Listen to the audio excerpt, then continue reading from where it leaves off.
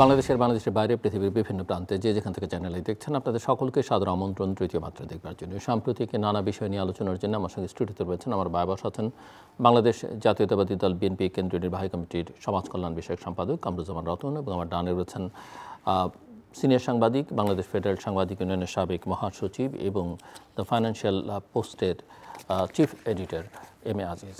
স্বাগত আপনাদের দুজনকে তৃতীয় মাত্রায়। আপনারা জানেন যে সম্প্রতি এটি বিদেশি সংবাদ মাধ্যমের সঙ্গে অন্তর্বর্তীকালীন সরকার প্রধান প্রফেসর মোহাম্মদ ইউনূস বলেছেন যে একটি দল নির্বাচন চায়, দেশে আর কোনো দল নির্বাচন চায় না এই মুহূর্তে আর কি, ডিসেম্বরের মধ্যে। সো আপনারা কীভাবে দেখছেন এটা? এবং মিস্টার কামরুজ্জামান রতন, আপনাকে যদি প্রশ্ন করি, দেশের কোনো রাজনৈতিক দল নির্বাচন চায় না, বিএনপি নির্বাচনের জন্য এত মরিয়া হইল কেন? অবশ্যই প্রফেসর মোহাম্মদ ইউনূসের ভাষায়। ধন্যবাদ জিল্লুর ভাই। জাপানে গিয়ে আমাদের মাননীয় আমাদের যে অন্তর্বর্তীকালীন সরকারের উপদেষ্টা উনি বলেছেন একটি দলই নির্বাচন চায়। তো ওনার যে কথা যে একটি দলই ডিসেম্বরে নির্বাচন চায়, তো এখন যদি আমি ওনার কথাকে যদি আমি প্রাধান্য দিই এবং ওইটাকেই যদি আমি পয়েন্ট আউট করি, ডিসেম্বর, এই ডিসেম্বর তো ডক্টর মোহাম্মদ ইউনূসের দেয়া ঘোষিতের মাসটাই তো উইদিন দ্য 6 months ডিসেম্বর তো ওনার দেয়া একটা ডেটের মাসের মধ্যে তো এই মাসের কথা বলছেন, তার মধ্যে ডিসেম্বর আছে।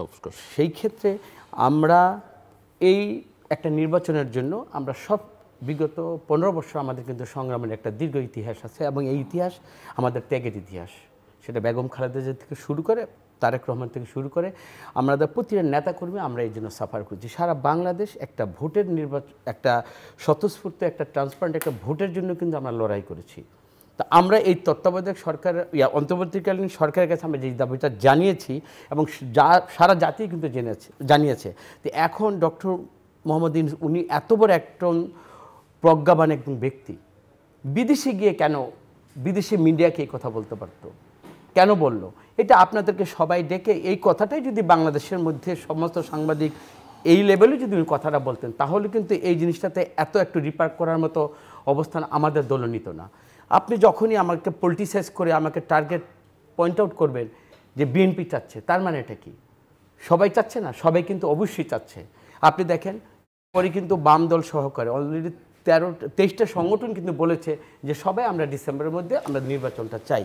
তো শুধু ওনার মুখ থেকে এইভাবে একটা দলই চাই এইভাবে বললে আমার বিএনপি এইটা ছোট হয় এবং বিএনপিকে এখানে টার্গেট করে আমি মনে করি যে এই কথাটা বলা হয়েছে। তো এই ক্ষেত্রে আমাকে বিএনপিকে জনগণের সামনে আমি মনে করি যে এই ক্ষেত্রে আমাকে বিএনপিকে বিশেষভাবে কালার করার জন্য এই কথাটা বলা হয়েছে। এটার উদ্দেশ্যটা মনে করি যে এটা উদ্দেশ্যটা আমাদেরকে জনগণের কিন্তু করার জন্য আমি মনে করি এইভাবেই এই কথাটা ডক্টর ইউনূস সাহেব বলেছেন। উনি এইভাবে ওই বিদেশে বা এইভাবে বিএনপিকে টার্গেট করে কথাটা না বললেও পারতো। এটা আমার ব্যক্তিগতভাবে আমি ওনার কাছে এইটাই আশা করব। জি মিস্টার মেয়াজিজ, কেন প্রফেসর ইউনূস বিএনপিকে সিঙ্গেল আউট করতে চাইলেন বা টার্গেট করলেন? ধন্যবাদ। প্রথম দিকে মনে হতো যে -2 ফর্মুলা একটা কার্যকরী হয়েছে আর একটা কার্যকরী করবে। ইউনূস সাহেবের প্রথম থেকেই কিন্তু এরকম ভূমিকা আমার কাছে মনে হয়েছে। এখন দেশটাকে কিন্তু একটা অস্থির অবস্থায় নিয়ে গেছে। বিদেশি উনি বলেন, বিদেশি পত্রিকাগুলোও লেখেন, ওনার পরিচিত লোকজনও লেখেন। দেখেন দেশটা কয়েকজনের বক্তব্য শুনলে বুঝবেন। তারেক রহমান বলছে নির্বাচন ডিসেম্বরেই চাই, এরপরে কিন্তু বলছে জুন থেকে বিএনপি মাঠে থাকবে। বেগম খালেদা জিয়া বলছে গণতন্ত্র পথে পথে বাধাগ্রস্ত হচ্ছে, শিগগিরই দেশ গণতন্ত্র ফিরে পাবে। আর ডক্টর মোহাম্মদ ইউনূস বলেছে যে একটি দল শুধু নির্বাচন চায়। আর তার ভেরিফাইড পেজে বলছে যে পরাজিত দলের পরামর্শে বিদেশি শক্তির ষড়যন্ত্রে যদি দেশ পরিচালনা অবাধ্য অসম্ভব করে তোলে, তাহলে জনগণকে জানিয়ে আমরা সব বলে দেব এবং পরবর্তী ব্যবস্থা নেব। তো এই যে কথা বলা, এই কথাগুলো যদি শোনেন তাহলে তো যুদ্ধ শুরু হয়ে গেছে রাজনৈতিক অঙ্গনে। এটাতে মনে হয় না যে কেউ কাউকে ছাড় দিতে চায়। ইউনূস বিএনপিকে পরাজিত করতে চায়, আর বিএনপি নির্বাচন তো চাইবেই, সবাই বলে যে বিএনপি নির্বাচন চায়, খালি নির্বাচনের জন্য পাগল হয়ে গেছে। জামাত যে 300 সিটের নমিনেশন দিয়ে ফেলছে এটা কেউ বলে না, ওরা নির্বাচনে ঢুকে গেছে। যদিও বলে আগে রোজার আগে স্থানীয় পরে সরকার চাই, স্থানীয় সরকার চাই, সংস্কার চাই, না অনেক সেটা কথা। বলছে। আপনি দেখেন তারা এক এক সময় এক এক কথা বলে। এক এক সময় এক এক কথা বলে। লন্ডনে দেখা করতে গেছে বেগম খালেদার সাথে, তখন এসে বলছে আমির, জামাতের আমির নায়েবে আমির এসে বলছে যে না, অসুস্থ মানুষ দেখতে গেছি। হ্যাঁ, কোনো রাজনৈতিক আলোচনা। পরবর্তীতে পরের দিন বলল যে নির্বাচন রোজার আগে দিতে হবে। তারপরের দিনই ঘুরে গেল যে না, আগে মৌলিক সংস্কার করে দিতে হবে। এর পরেই এনসিপির ভাষায় যে আনুপাতিক নির্বাচন চাই, আপনার স্থানীয় সরকার নির্বাচন আগে চাই, এরকম। আবার দেখেন এই বিবিসিকে নায়েবে আমির তাহের সাহেব বলছেন, ডাক্তার তাহের, তিনি আবার বলছেন যে নির্বাচন জানুয়ারি ফেব্রুয়ারি হতে পারে এবং রোড ম্যাপটা দেওয়া যেতে পারে, তাহলে তো দেশের অস্থিরতাটা কাটে, এটা বলছে। কিন্তু নির্বাচন কিন্তু স্পেসিফিক কিছু বলে না, এভাবে বলছে ভাষা। তো এই জন্য আমি বলবো দেশটা এখন রাজনৈতিকভাবে আমার অস্থিরতার পিকে আছে। এখন বোধহয় টিট ফর ট্যাট, হয় ইউনূস সাহেবকে থাকতে হবে আর না ইউনূস সাহেবকে ডিসেম্বর নির্বাচন দিতে হবে। এত খেলা উনি এত বেশি করে ফেলতেছে যে এটা হয় না। ধরেন আমি যদি প্রশ্ন করি যে আপনি 5ই আগস্টের পরে সেনাবাহিনী ডাকলো, আপনারা সবাই ওখানে গেলেন, সেনাবাহিনী ওখান থেকে বঙ্গভবনে নিয়ে গেল, আপনি সেখানে সবাই গেলেন, এবং ওই দিন আমি দাওয়াতি ছিলাম। আওয়ামী লীগের রাষ্ট্রপতি, রাষ্ট্রের রাষ্ট্রপতি, তার সাথে সংবিধান সম্মত রাখার জন্য ওথ নিলেন। আপনি সংস্কার করেন কেমনে সংবিধান? আপনি তো ওথ বাউন্ড এই সংবিধান সমুন্নত রাখা, আপনার তো এখতিয়ারের মধ্যে পড়ে না, তাহলে তো আপনার ওথ ভঙ্গ হয়। ওথ ভঙ্গ হলে তো আপনি থাকেন না। এই নৈতিকতাটা ডক্টর মোহাম্মদ ইউনূস একজন আন্তর্জাতিক ব্যক্তি, তার থাকে না কেন? দ্বিতীয়ত, তিনি ছাত্ররা তাকে নিয়োগ দিছে, উনি বলছেন, উনি আসছেন, ওনার বিরুদ্ধে কিন্তু তিনি দণ্ডিত ছিল, তার বিরুদ্ধে দুর্নীতি মামলা ছিল, XYZ এর মামলা উড্র হয়েছে, ওনার মামলাও পরে উড্র হয়েছে। উনি নৈতিক কারণে কি সরকার প্রধান হতে হতে পারেন না, কিন্তু হয়েছেন। দ্বিতীয়ত, আপনি দেখেন, আমরাই বলেছি, আপনারা এখনও বলেছি যে সেনা প্রধান বলেছে 626 জন সেনানিবাসে আশ্রয় নিয়েছে। এটার কিন্তু কোশ্চেন করে না কেন? 626 জন কারা? আমরা নানানভাবে শুনছি, অমুক আছে, তমক আছে, ইত্যাদি ইত্যাদি। শেষ পর্যন্ত কিন্তু লিস্ট বার করছে, নাম সহ বার করছে, সেখানে প্রধান বিচারপতি সহ আরও 2 বিচারপতির নাম আছে তখনকার। 8 তারিখে সরকার ওথ নিয়েছে। তো এখন তো প্রশ্ন উঠছে, এটা তো ক্লারিফাই করে না কেন? প্রশ্ন উঠেছে 106 অনুচ্ছেদের সংবিধান অনুযায়ী এই অন্তর্বর্তীকালীন সরকার দায়িত্ব পালন করতে পারে। কে দিল এটা? কোথায় দিল? কোনভাবে দিল? এখন দেখান এটা। পরবর্তী যদি দিয়ে থাকে তাহলে সেটা কয় তারিখ, কারা দিল? তো এই প্রশ্ন তো উঠছে, তাহলে তো বৈধতার প্রশ্ন নিয়েও সমস্যা আছে। তো এখন এগুলো তো প্রশ্ন জবাব দিতে হবে এক সময়। আপনি কই যে যদি 106 অনুচ্ছেদ অনুযায়ী সুপ্রিম কোর্ট যদি বলে থাকে, প্রেসিডেন্ট পরামর্শ চাইছে, সুপ্রিম কোর্ট দিছে, এই তো এটাকে আপনার টুইটারে ভেরিফাইড, ফেসবুকে প্রেস, ইউনূস সাহেবের সরকারের সবাই তো দেয়, এটা দেয় না কে? এটা তো প্রশ্ন উঠছে তো দেশে দেশে। সুতরাং আমার বক্তব্য হচ্ছে একটাই, ওনার সংস্কার করার ম্যান্ডেট নাই আমি বলি, 1। 2 নম্বর হচ্ছে যে একটা সুষ্ঠু নির্বাচন চায়। 54 বছর দেশ স্বাধীন হয়েছে, মনোযোগ করতে যে পরিবর্তন, এটা কি দিয়ে করবেন? তাহলে তো অন্তত পক্ষে আরও 10 বছর 20 বছর সময় লাগবে। তাহলে আপনি একটা কঠিন আইন করেন, কোনো আপত্তি নাই, একটা সুষ্ঠু নির্বাচন হোক, তার প্রস্তুতি পুরো হোক, আর 5 বছর পূরণ হলে যাতে শান্তিপূর্ণভাবে ক্ষমতা হস্তান্তর করে। এই ফ্যাসিস্টের মতো 3 বার রাতের ভোট দিনের ভোট করে ক্ষমতা থাকতে শুরু করলো, নামান যাবে না, জীবন দিতে হবে, তা না। এই দুটো করে নির্বাচন দিক, তারপরে মিস্টার কামরুজ্জামান রতন, আপনি শুনছিলেন একটা বিষয় মোটামুটিভাবে স্পষ্ট, যেটা দেখা যাচ্ছে যে বিএনপি হয়তো কাগজে কলমে সমর্থনে অতীত ইতিহাসে স্বপ্নের সবচেয়ে শক্তিশালী রাজনৈতিক দল, কিন্তু সরকারের প্রভাব অনেক বেশি নবগঠিত রাজনৈতিক দলটির এনসিপির।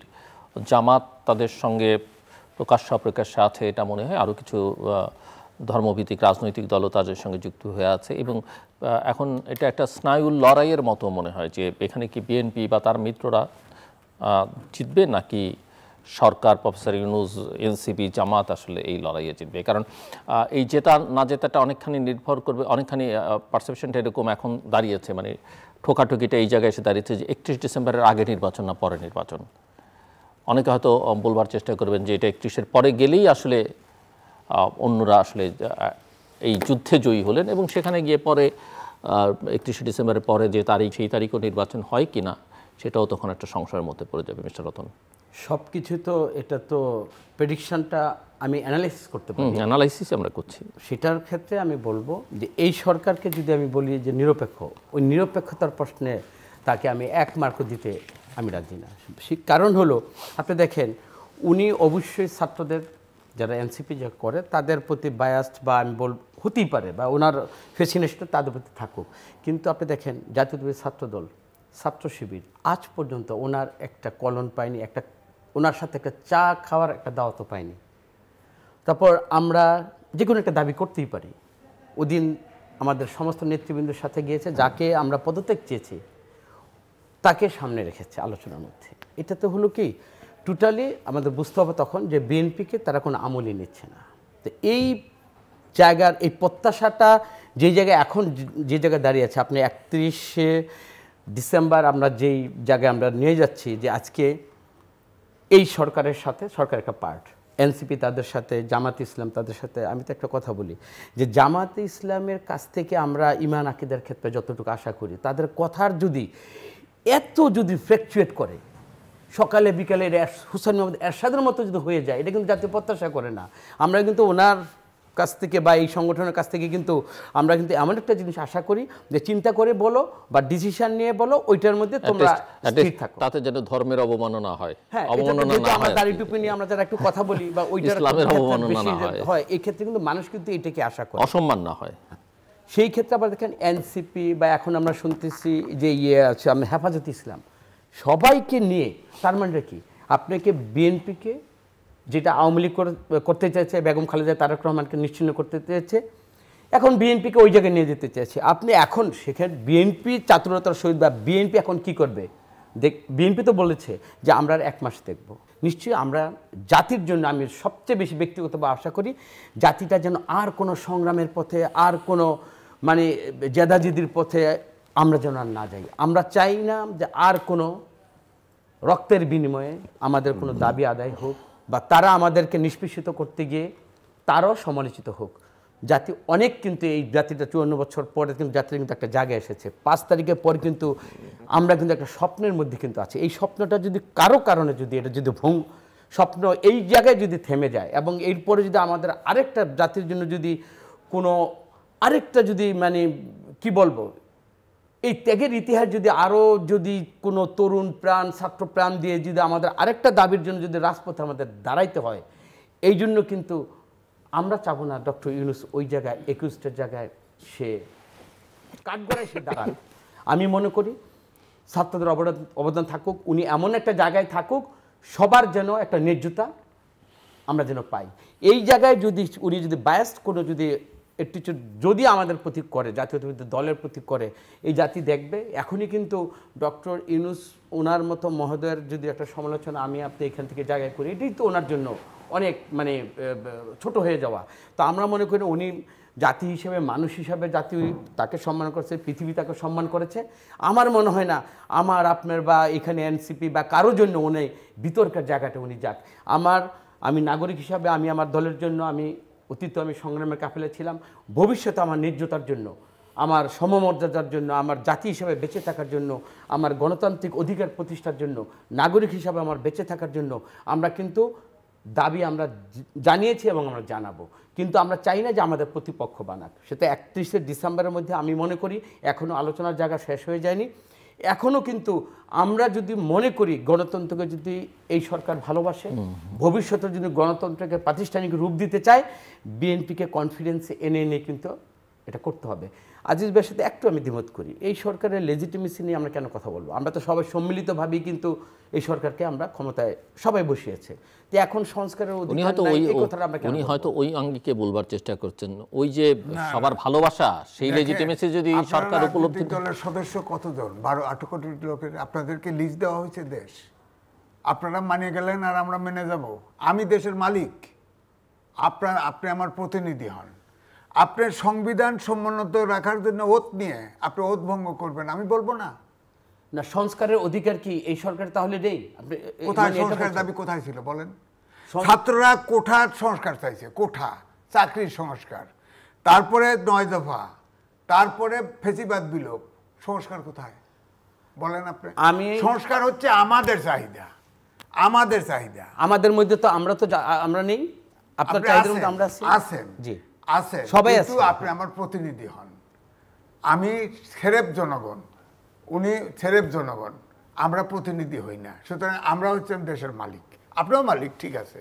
কিন্তু সংস্কার তো এটা তৈরি করা হয়েছে, সংস্কার তো বিএনপি তৈরি করছে, বেগম খালেদা জিয়া প্রথম, তারপরে সব দল আলোচনা করে 31 দফা দিছে, 31 দফা তো দেওয়া হয়েছে।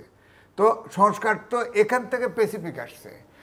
ছাত্ররা তো 5ই আগস্ট আন্দোলন করে, তার তো 2 বছর আগে বিএনপি সংস্কার প্রস্তাবনা জনগণের। আমরা সংস্কারের যেদিনই দাবিটা করুক, বাট সংস্কার করার এখতিয়ার এই সরকারের নাই, এটা কি আমরা কি বলতে পারি? আপনি বিএনপি বলেন না, আপনারা তো ফাটাবাসের চিপায় পড়ছেন। না, আমরা ফাটাবাসের চিপায় আমরা পড়িনি, আজিজ ভাই, আমরা পড়িনি, এটা মনে হচ্ছে।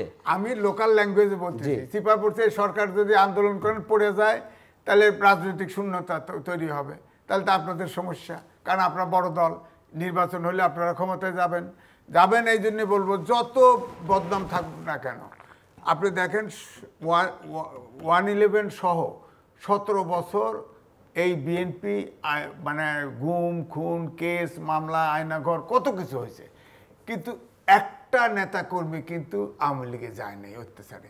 একজন শুধু জেলখানার থেকে লাভ দিয়ে এক রিটায়ার্ড মেজর ইলেকশনে গেছে, এছাড়া কেউ যায় নাই। তো সুতরাং ভোটের সময় হয়তো ভোট দিবে, যেহেতু এখন আওয়ামী লীগ নাই, বিএনপি সেকেন্ড পার্টি, এখন প্রথম পার্টি, বিএনপি ভোট দেবে। আর এর প্রধান প্রতিদ্বন্দ্বী হবে জামাত একবার নিরপেক্ষ নির্বাচন করছে, একটা সিট পাইছে, আর একবার 3টে পাইছে। এবারে নাই খেলবে ভালো, গোল হবে না, দেখবেন নাই 3টের জায়গায় নেই 5টা, নাই 10টা, এরপরে নাই। আর এনসিপি যত সময় নেবে ডক্টর ইউনূস তাদের অর্গানাইজ হওয়ার জন্য, তত আস্তে আস্তে কেমোথেরাপি খায় এটা শূন্য হতে থাকবে। 1 বছর দেরি করলে এনসিপি কিছু থাকবেই না। হাসিনার যে আমির নির্বাচনে 3টে পার্টি কিংস পার্টি করে 300 সিটে নির্বাচন দিয়েছে, একজনেরও জামাত থাকে নাই। আর এনসিপি নমিনেশন দেওয়ার লোকই পাবে না। এবং আমার ধারণা যদি এরকম বিটার রিলেশন রাখে, তাহলে আপনি দেখেন প্রত্যেকটা ডিভিশনে বিএনপি কিন্তু তারুণ্য সম্মেলন করছে, শেষ পর্যন্ত এসে পল্টনে করছে। এটা কিন্তু দুটো মেসেজ, একটা হচ্ছে তারুণ্য শুধু এনসিপির সাথে নাই, এটা প্রমাণ। দ্বিতীয়ত ইউনূস সাহেব আপনি মব জাস্টিস করে সব কিছু দেখায় দিবেন, এটা সম্ভব না। এই দুটো মেসেজ কিন্তু। 3 নম্বর, আপনার কথাই যদি সত্য হয়, তাহলে কি আমি ক্ষমতায় যাব, সেই জন্য কি আপনি নির্বাচন দেবেন না?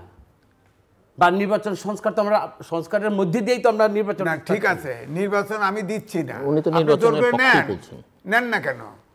আমি কইতেছি নিতে চান না, ওইটাই যে ক্ষমতার রাস্তা চেঞ্জ হয়েছে। আমরা কিন্তু ওই যে আপনি যেটা বলে বাসের চেপে আমরা পড়িনি, আমাদের দাবি। ওনার বক্তব্য হচ্ছে আপনারা নির্বাচনের দাবি আপনার অধিকার, জনগণের অধিকার, সেটার জন্য আপনারা জোর চাপ প্রয়োগ করছেন না কেন? আমি যদি ভুল না বুঝে থাকি, সেটা কেন করছেন? আমার কথা হচ্ছে যে নির্বাচন চাওয়া তো একটা রাজনৈতিক দল তো নির্বাচন চাইবেই, আমরা চাবো না এটা তো বলিনি। শুনেন, একটা রক্তক্ষয়ী সংঘর্ষের পরে কিন্তু একটা সরকার এসেছে, 9 মাস গিয়েছে। আমরা তো সময় দেওয়াটা মানে কি আমাদের দুর্বলতা? সময় দেওয়া মানে কি আমাদের দাবিটা গিভ আপ করা? রাজনীতিবিদ হিসাবে আমার দল 2টা জিনিসকে বিশ্বাস করে, যে আমি আমার যে বিশ্বাস, ওই বিশ্বাসকে আমি গিভ আপ করলাম কিনা।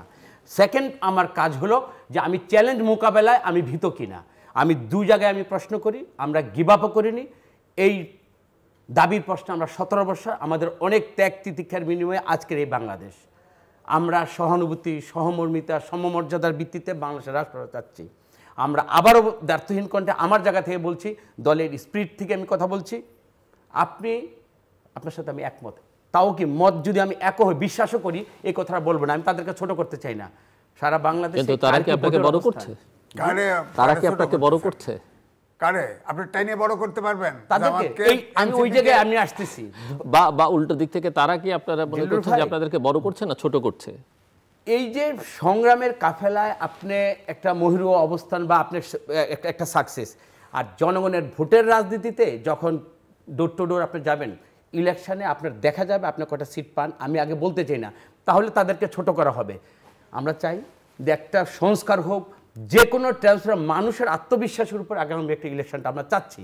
ওই ইলেকশনে যদি আমরা মেলাইন হয়ে যদি আমরা জনগণের সাথে ধিক্কৃত হই, উই ওয়ান্ট টু ফেস, আমরা তো ফেস করবো। আমি আবারও বলছি, আমরা চ্যালেঞ্জ মোকাবেলা করব, সেটা রাজপথে এবং ভোটের রাজনীতিতে। এবং আমরা এই সরকারকে সহযোগিতা করতে চাই, তাদেরকে মর্যাদা দিয়ে তাদের কাছে আমরা একটা ন্যায্যতা চাই। এখন ন্যায্যতার প্রশ্নে যদি আমাদের তারা যদি বঞ্চিত করে, আমরা একটু সময় দেই না। সময় দেওয়া মানে কি? আমরা শেষ হয়ে যাওয়া না। সময় দেওয়া মানে না যে আমরা রাজপথ থেকে সরে গেলাম, আমাদের দাবির কাছ থেকে আমরা কখনো সরে যাব। আমরা বলতে চাই, এই আপনার কথা আমি একমত, এই যে আমাদের ছোট ভাই সন্তান তুল্য তারা রাজপথে তারা সংগ্রাম সফল, তাদেরকে আমরা স্যালুট করি। কিন্তু রাজনীতিতে কারো এই রকম ফেভার নিয়ে, রাষ্ট্রের ফেভার নিয়ে সত্যিকারের ভোটের রাজনীতি তারা ক্ষমতায় যাবে, এটা সুদূর পড়া হতো। তাদেরকে সময় নিতে হবে। আমার যেটা প্রশ্ন ছিল যে 31শে ডিসেম্বর যদি কাট অফ লাইন হয় সেনাপ্রধানের বক্তব্য, বিএনপির আজকে পর্যন্ত যে বক্তব্য, সেই বক্তব্য অনুযায়ী মার্চে রোজা আছে এবং সেখানে জামাত এবং জামাতের দাবিটাও সেরকম অনেকটা, কে আসলে জয়ী হবে? কারণ জয়ী আর এনসিপির দাবি তো আমাদের সবার জানা এরকম আছে। কিন্তু আমার কথা হচ্ছে যে ধরেন অনেকটাই বলা যায় এখন যে পরিস্থিতি, এখন কিন্তু দেখেন রাজনৈতিক দল সরকারের পক্ষে এবং সরকারের বিপক্ষে, বিরোধী দলই বলা যায়। বিএনপি এক ধরনের, যেভাবে ইউনূস সাহেব কথা বলছেন তাতে বিরোধী দলই, একমাত্র বিরোধী দল ধরেন।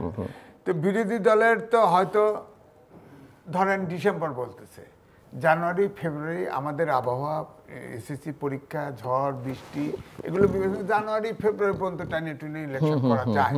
এক ধরনের চাপে পড়েই বা অনন্য পায় হয়ে দিলেন। যদি একটা হলে আপোষে অনেক কিছু হতে পারে। জানুয়ারি ফেব্রুয়ারি আমাদের আবহাওয়াটা সব বিবেচনায়। এখানে আপনি দেখেন সেনাবাহিনী ডিসেম্বরে চাইছে, ব্যবসায়ীরা কালকে নির্বাচন চায়, ব্যবসা নাই, এরকম বিনিয়োগ নাই, ব্যবসা নাই, দেশ অচল। ওয়ার্ল্ড ব্যাংক ফোরকাস্ট করছে সামনের বছরে 33.3 জিডিপি গ্রোথ হবে, এটা বাংলাদেশের ইতিহাসের সর্বনিম্ন। তো তারপরে আপনি দেখেন আইএমএফ লোন নিচ্ছে, সব শর্ত মেনে গেছে।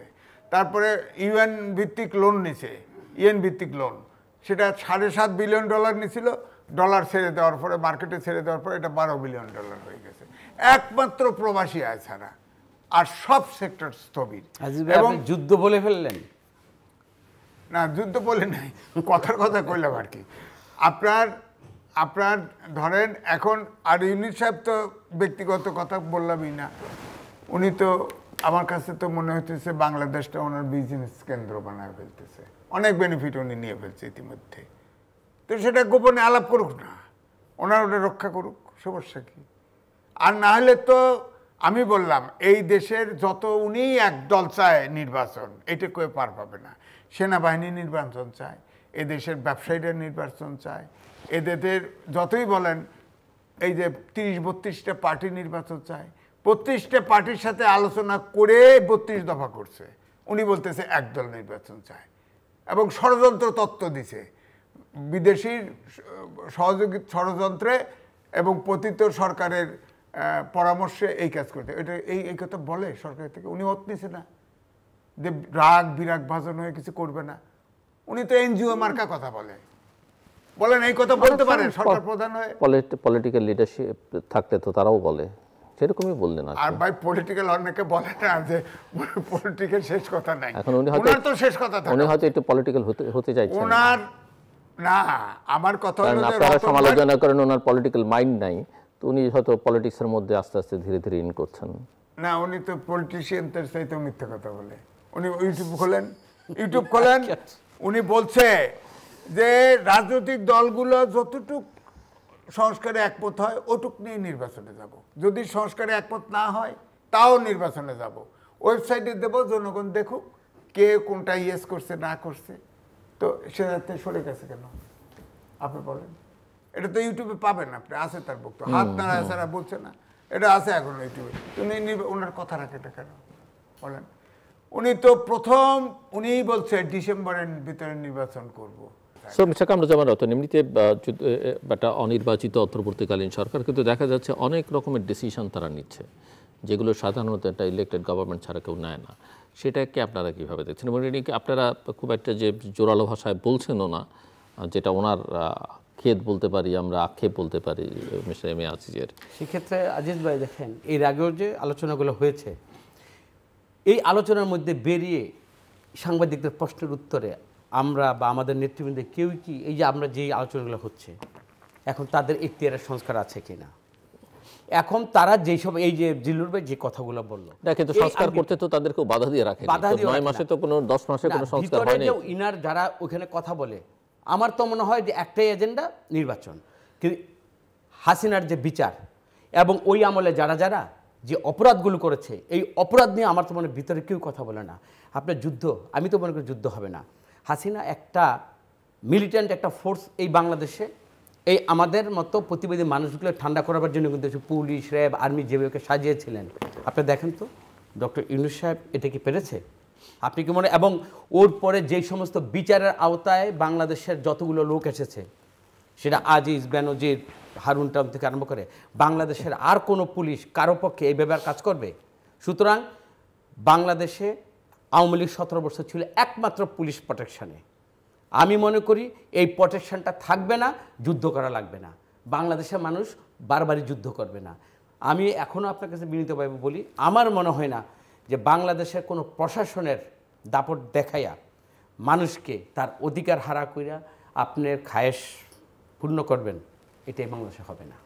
আপনার কথা সত্য হবে যদি, আমি বলছিলাম আগে বলেছি দুইটা জিনিস, একটা হলো নিরপেক্ষ নির্বাচন যথাসময়ে হতে হবে এবং ক্ষমতা হস্তান্তর শান্তিপূর্ণভাবে। এটা তো আমাদের দাবির পরিপ্রেক্ষিতে, আমি দাবিতে যদি আমি সরব উপস্থিতি আমার রাজপথে থাকে, আমি যদি রাজপথ যদি আমার প্রকম্পিত থাকে, আমি একটা গণদাবির পক্ষে, সেইখানে তো আপনার অপরাধ বা আপনার কোনো ইল মোটিভ থাকলে সেগুলো আপনার কাজ করতে পারবেন না। আমার বক্তব্য হচ্ছে যে আপনারা ওপেন এন্ডেড স্কোপ দিয়ে দিয়েছেন অন্তর্বর্তী সরকার, সে কতটুকু দৌড়াতে পারবে তা ঠিক না। আপনি কেন আপনারা সংস্কার এতটা ওপেন করাই দিলেন? বিএনপি মেজর দল, আপনি বলতেন যে নিরপেক্ষ নির্বাচন এবং ক্ষমতা হস্তান্তর নির্বিঘ্ন হবে, এইটার ভিতরে আপনি। আজিজ ভাই যেই প্রশ্নটা জিল্লু ভাই করছিলেন যে ওনারা তো নির্বাচন করাবার জন্য ওনারা আসছেন, আমরা কি যখন ওনাদেরকে দায়িত্ব দেওয়া হলো তাদেরকে বলেছি যে নির্বাচনের বাইরে তোমরা এই কাজগুলো করতে পারবে না? তাহলে আমরা যদি বলি আমরা পলিটিশিয়ান দায়িত্বশীল একটা দলের দায়িত্ব যদি আমি মনে করি, আমার তো তখন দায়িত্ব ছিল যে আপনি এইটুকুর মধ্যে, এই ফ্রেমের মধ্যে থাকেন, এর বাইরে আপনি যাবেন না। বাংলাদেশের কোন পলিটিক্সের কোন দলগুলো গিয়ে ডক্টর ইউনূসকে এইভাবে তাকে একটা সীমারেখা আপনি তৈরি করে দিয়েছেন? এখন সে করতে পারবে না, ওকে, সে পারবে না। আপনার দল করেনি কেন?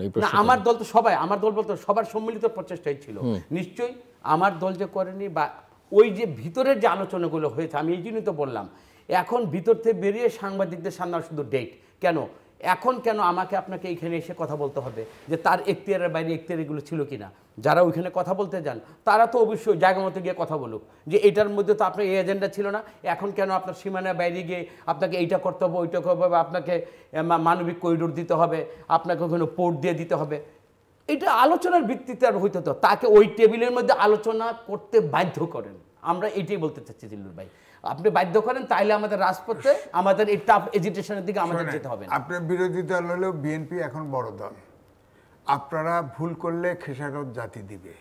আপনারা তাদের এই সরকারকে সংস্কারের অ্যালাউ করছেন, মানি সংস্কার দরকারও আছে, কিন্তু সীমারেখা টেনে দিলেন না কেন? ওপেন করে দিয়েছেন। বলেন তো এই মুহূর্তে নারী সংস্কার কমিশনটা কি খুব জরুরি ছিল? করে আউলায় দিছে। দেখেন ওই যে হাসরাতের সামনে নিয়ে নন ইস্যুকে ইস্যু বা আমাদের মূল যে টার্গেট ওর থেকে তো আমরা অনেক পিছিয়ে যাচ্ছি। এখন ধরেন প্রেস সেক্রেটারি বলছে যে এই সরকার 106 অনুচ্ছেদ অনুযায়ী সকল ক্ষমতার অধিকারী হয়েছে, সবই করতে পারে, বলছে না? বলছে তো উনি। তা আপনারা কেউ এটা একবার বক্তব্য দিয়ে এটা বলছেন যে আপনারা পারেন না? আপনার নামই তো অন্তর্বর্তীকালীন সরকার। আপনি যে ওত নিলেন, বললেন যে, আমি তো বললাম যে সুপ্রিম কোর্ট আপনার মতামত দিছে। কোথায় দিছে? কে দিছে? খোলসা করেন, খোলসা করেন। তারপরে আপনি ওত নিলেন সংবিধান সভা, সংবিধানে হাত দিলেন কেন? এই প্রশ্ন। এই জন্য আপনি কিছু পারেন না, এতটুক করেন। আপনারা বলছেন বড় দল হিসেবে, বলেন প্রশ্ন করি বড় ভাই আপনাকে। ঠিক আছে, সুপ্রিম কোর্টের একটা রেফারেন্ডাম নিয়ে এই সরকার আজকে দেশ চালাচ্ছে। তো ওইখানে তো আজকে যদি আপনি এর বিরুদ্ধে চ্যালেঞ্জ করে মামলা করেন, ইউ ক্যান ডু। আপনি সেটা আপনি কেন করবেন না? বা আমাদের দেশপ্রেমিক লোক নেই যে তুমি তোমার আওতার তুমি বাইরে চলে গেছো, তোমার এই সীমা রাখার বাইরে তোমার এটা কাজ ছিল না, তুমি এখন করো। আমাদের তো এখন সেই সুযোগটা আছে। আপনি যদি মনে করেন যে এইটা সে অতিরিক্ত করতেছে, আমাদের তো সেই সুযোগ আছে, আপনি ওই সুযোগটা অ্যাভেল করেন। সুযোগটা আমাকে অ্যাভেল করতে বলতে না, আপনি ডক্টর ইউনিট চলে যাওয়ার পরে আওয়ামী লীগে সেটা করবে দরকার থেকে। সে যদি এইরকম যদি অবৈধ কিছু করে থাকে এখন আমরা উইকেন্ড গো। আপনারা সহজ রাস্তায় ভাবতেছেন ইলেকশন হলেই ক্ষমতায় যাব, ভাই ভাই রাইখে। না, এটা সহজ না, এটা গণতন্ত্রের রাস্তা, এটা সহজ রাস্তা। এটা আপনি পরের লাইনটা শুনুন। ইউনিসের কনফিডেন্সে রাইখে ভাই ভাই নিয়ে আপনি ইলেকশনটা দিলেই বাস। আরে উনি হচ্ছে ইন্টারন্যাশনাল সারা পৃথিবীর head of state, head of গভর্নমেন্টকে বক্তৃতা দিয়ে শোনায়, কনভিন্স করে, হিপনোটাইজ করে ফাঁসা নেয়। আপনারা বিএনপি তার কাছে খেলতে গেছেন, দিছে সাবাক হয়, দিছে সাবাক হয়। এখন ডিসেম্বর নির্বাচন সারা দেশের সবাই চায়। আমি একটু আজিজ আপনার কাছ থেকে, মানে আপনি কি সামনের দিনগুলো আসলে ভিজুয়ালাইজ করতে পারেন বিফোর অর আফটার ডিসেম্বর কি হতে পারে? একটু শুনতে চাই, ভবিষ্যৎবাণী আপনার কাছ থেকে। দেশে ইলেকশন হলেও খুব দ্রুত দেশের অবস্থা ভালো হবে না। ইলেকশন কবে হবে বলে মনে করেন আপনি? এটা তো অনুমান না, আমি তো অ্যাস্ট্রোলজার না। তবে আমার ধারণা ইউনূস একটা চাপে পড়েছে, যতই বলুক। ওই দেখেন না, ওই রাত্রেবেলা গভীর রাতে রাস্তা দিয়ে গেলে চাপটা তো উনি জাপান যাওয়ার আগেই বোঝা গিয়েছিল যে উনি একটা চাপে পড়েছেন। কিন্তু আমার প্রশ্ন হচ্ছে, উনি জাপানে গিয়ে যেই সুরে কথা বললেন তাতে তো মনে হলো না যে উনি আসলে চাপে পড়েছেন, বরং উনি পাল্টা বিএনপিকে চাপের মধ্যে ফেলতে চাইছেন। এটা এভাবেও দেখি না, বাতি নিভার সময় ধপ করে জ্বলে ওঠে, এটাও ঠিক। কারণ এই দেশের সকল ব্যবসায়ী আর্মি 3 বাহিনী একসাথে, আর্মি না 3 বাহিনী একসাথে, এবং সব দলগুলি যেগুলো ফোর্সফুল দল, সবগুলো দল নির্বাচন চায়। ওনার এনসিপি দিয়া, ওনার জামাত দিয়া এটা ঠেকাইতে পারবে না, উনি নিজেও বাঁচতে পারবে না। উনি দ্রুত তখন প্লেনে সরি বাইকে যাবে। দেখবেন ক্রাইসিস তৈরি হলে এর ভিতরে বিদেশি নাগরিক আছে না, এগুলো ফার্স্ট করে প্লেনে উঠে বাইকে যাবে। আমরা পড়ে আছি, কোনো সমস্যা নেই। তারা তো ডুয়েল সিটিজেনশিপ, 9টা উপদেষ্টাই ডুয়েল সিটিজেনশিপ আছে। এরা কয় প্রমাণ করো। আরে আমি প্রমাণ করবো কই? আমি তো জানি, প্রমাণ করো। ধরেন জাতীয় নিরাপত্তা উপদেষ্টা, তাকে নিয়ে খুব বিতর্ক হয়েছে না, সে আঙুল দেখায় বলছে, কেউ আমাকে আঙুল তুললে আমিও তাকে দেখবো, এই কথা কইছে না? আমি বলতেছি শুনুন, ওনার 3টে পাসপোর্ট মেশিন রিডেবল পাসপোর্ট করছে, তার ঠিকানা হলো বনানী। এরপরে ডিপ্লোম্যাটিক পাসপোর্ট করছে, ওটার ঠিকানা হলো আমেরিকা। এবং কোনো পাসপোর্ট করতে তিনি বাংলাদেশে আসেন নাই, তেনার এনআইডি নাই, তেনার সবগুলো পাসপোর্ট একই ছবি দিয়ে। এটা হয়? সব শক্তি খাটায় উনি এগুলি করছে। উনি তো ক্রিমিনাল অফেন্স করছে। উনি বিদেশি নাগরিকই না, ডুয়েল সিটিজেনই না, উনি তো ক্রিমিনাল অফেন্স করছে। একটা পাসপোর্ট, এক পাসপোর্ট, আপনি পাসপোর্ট বিদেশ যান না, প্রত্যেকবার পাসপোর্ট চেঞ্জ করবেন, ছবি দিতে হবে না, তারপরে আপনার ঘাড় ধরে না, মেশিনের সাথে ধরে না, আপনার চোখের মাপ আছে না। উনি তো দেশেই আসে নাই, বিদেশ থেকে পাসপোর্ট লেগে গেছে। এখন বলেন উনি চ্যালেঞ্জ করে, বলেন। আমার বক্তব্য হচ্ছে, বিদেশ থেকে দেয় তো দূতাবাসগুলো পাসপোর্ট দেয় না? হ্যাঁ, বিদেশে বাংলাদেশ দূতাবাসগুলো পাসপোর্ট দেয় না প্রবাসীদের? দেয়। উনি তো বাংলাদেশ থেকে নিছে, উনি বনানী ঠিকানা আছে, পাসপোর্টে বনানী ঠিকানা আছে 3টা, এমআরপি পাসপোর্ট 3টে আছে। শেষ করতে হবে, ক্লোজিং রিমার্কস 1 মিনিট। এই জন্য আমি বলছি যে এত দরকার নেই, আনাফি জানা দেশটা রাজনীতিবিদরা চালাবে। আমার মনে হয় প্রফেসর ইউনূস অনেক গড়িয়ে ফেলছে, 10 মাস একটা বিচার আমরা বলছি, আমি বলছি গণতান্ত্রিক দেশে একটা রাজনৈতিক দল আরেকটি রাজনৈতিক দলকে নিষিদ্ধ চাইবে কেন? তাকে রাজনৈতিকভাবে ফেস করবে। আর অপরাধ করলে গণহত্যা শেখ হাসিনা করছে, তার বিচার করেন। এ পর্যন্ত একটি মাত্র চার্জশিট দিতে পারছে। তো ইউনূস সাহেব বাঁচবেন কতদিন? ওনার জীবদ্দশাতে বিচার শেষ করতে পারবে না। তো ওনার উপরে তো জাতি ভরসা করতে পারবে না। উনি এখন নির্বাচনটা দিয়ে শুধুমাত্র ওই জায়গাটা ফিক্সড করুক। একটা নিরপেক্ষ নির্বাচন হতে কতটুকু সংস্কার করা দরকার, যেহেতু রাজনীতিবিদরা মাথা দিয়ে ফেলছে। আর নির্বাচন 5 বছর পরে ক্ষমতা হস্তান্তরটা যেন মানে শান্তিপূর্ণভাবে হয়। দুটো আইন করে, এই যে দুটো করে আইন করুক, সমঝোতা করুক, যা করুক, নির্বাচন। বেশার কামরুজ্জামান রতন, ক্লোজিং রিমার্কস ছোট্ট করে। এই দেশটা আমাদের প্রত্যাশার জায়গায় থাকুক, কারো জেদাজেদির কারণে কাউকে মেলাইন করে বাদ দিয়ে এই রাষ্ট্রটা চালানো যাবে না। সত্যিকার অর্থে এই দেশের অর্থনৈতিক অবস্থা কোনো মানদণ্ডে কিন্তু দেশটা ভালো চলছে না। কিন্তু দেশটা ভালোভাবে মানে চালাতে গেলে ফ্যাসিস্ট আওয়ামী লীগ এখন সবচেয়ে বেশি লাভবান হচ্ছে এবং সবচেয়ে বেশি তারা দূরভিসন্ধিভাবে এই সুযোগগুলোর মধ্যে তারা কিন্তু এখানে ইনপুট হয়ে তারা কিন্তু রাজনীতিতে আবার আসবে, যেটা এই দেশের জন্য সবচেয়ে, আমি আপনার সবার জন্য কিন্তু এটা কলঙ্কের হবে এবং সবচেয়ে এটা কষ্টের হবে। আমরা চাই না কেন মানে ধরেন তারা যদি পরিশুদ্ধ হয়ে আসে, আমি একটা মনে করেন আর্গুমেন্টই করছি, জামাত যদি রাজনীতি করতে পারে, তারা কেন রাজনীতি, মানে যদি কেউ ওই অপকর্মের সঙ্গে যুক্ত, যারা অপকর্মের সঙ্গে যুক্ত ছিল তাদের বিচার হবে, ফাঁসি হবে, মৃত্যুদণ্ড হবে, 14 বছর 10 বছর জেল হবে, কিন্তু বাকিরা তাদেরও তো সমর্থক গোষ্ঠী আছে। মানে কোন জায়গায় আজকে আমি একটা ওদের 53 বছরে এটা দেখা গেছে যে বাংলাদেশের রাজনীতিতে দুটো প্রধান প্রতিপক্ষ, যে যাই বলুক না কেন, প্রফেসর ইউনূস যাই বলুক না কেন, একটা হচ্ছে বিএনপি আর একটা হচ্ছে আওয়ামী লীগ। তো দুই দলেরই সমর্থক গোষ্ঠী আছে ব্যাপক। সেখানে যদি তারা ব্যাক করতে চায়, কি অসুবিধা? আপনি দেখেন আপনি কিভাবে আটকে রাখবেন? 71-এ আমাদের স্বাধীনতার প্রশ্নে ওদের ভূমিকাটা সেটা একদিক ছিল। আমাদের দেশ স্বাধীনের পরে আওয়ামী লীগ যেটা করেছে, দেশের মধ্যে গণতন্ত্র হারা করেছে। এবং দেখেন এই কোনো বিতর্ক নাই আপনার সঙ্গে এই বিষয়ে কারো। এখন দেখেন জামাতের তো গোলাম আজম থেকে আরম্ভ করে ওদের তো আল্লাহ তাআলা বিচার দিয়েছে। তো এখন এখনকার যে প্রজন্ম, ব্যক্তির বিচার হয়েছে, আমি সংগঠনের বিচার তো হয়নি। তাহলে তো এই আওয়ামী লীগ তো আওয়ামী লীগ কেন তা এই জামাত ইসলামকে সবার ব্যক্তির বিচার হচ্ছে না এসে কেন আগে তাদেরকে নিষিদ্ধ করলো? জামাতকে নিয়ে তো সবসময় খেলেছে। এখন আমি 71-এ আমি সে বেদনা আমার ভিতর থাকবেই, তারা ক্ষমা চাবে, তাদেরকে মাফ করব না, জাতি মাফ করে না, এটা কিন্তু প্রতিষ্ঠিত সত্য। এখন আমার জ্বলন্ত আগ্নেয়গিরির আমার হৃদয়ের ক্ষতটা কোন জায়গায়? আমি 17 বছর, আজকে 4.5 কোটি মানুষ ভোট দিতে পারে না, এই প্রজন্মটা তারা মুখিয়ে আছে। এখন বলি আমার সামনে আমি দেখি যে 3টা টার্ম তারা আমি ভোট দিতে পারিনি, এবং তারা যে স্বাধীন দেশে যে পাপটা করেছে, এই আমার হৃদয় থেকে এটা স্মৃতিপট থেকে মুছতে আমার সময় লাগবে। আমি মনে করি 3টা টার্ম ওরা মানুষকে ভোট হারা করে ক্ষমতায় ছিল, আমি মনে করি ওদেরকে 3টা টার্ম আবার ভোট হারা কইরা ওই বেদনায় তারা যে একটু কষ্ট পাক, যে কিভাবে ভোট হারা করে ক্ষমতায় থাকতে তারা যে কষ্ট পাবে, এই জন্য আমি চাই যে ওই কষ্ট 10 সেকেন্ডস 10 সেকেন্ডস 1000 কোটি নিয়ে পালাইছে, যে 10টা খুন করছে সেও মাপ পাবে।